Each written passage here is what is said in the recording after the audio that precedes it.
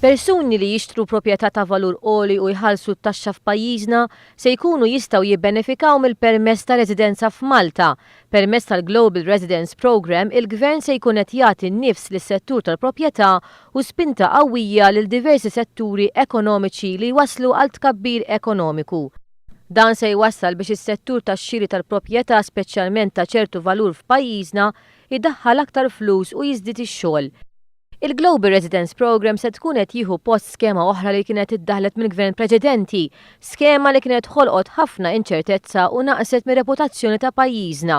Iżda l-programm ġdid se jdaħħal iktar ċertezza u huwa ferm aktar attraenti għax jagħti inċentivi tajbin ħafna lil persuni li jgħixu barra l-Unjoni Ewropea u z-Zona ekonomika Ewropea li jridu jinvestu f'pajjiżna.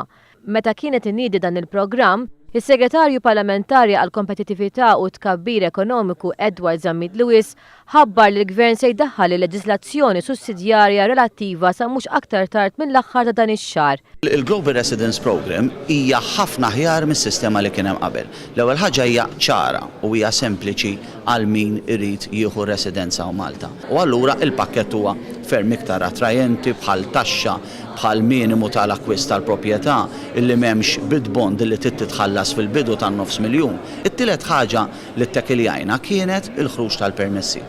Dan il-programm ġdid ta' residenza se jkun qed jaħseb ukoll biex jinċentiva lil min jinvesti fin-naħa t'isfel ta' Malta u f'Għawdex.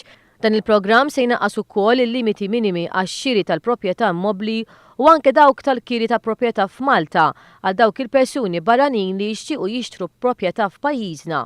Il-limitu minimu tal-proprjetà tbaxxa wkoll għal 15,000 euro.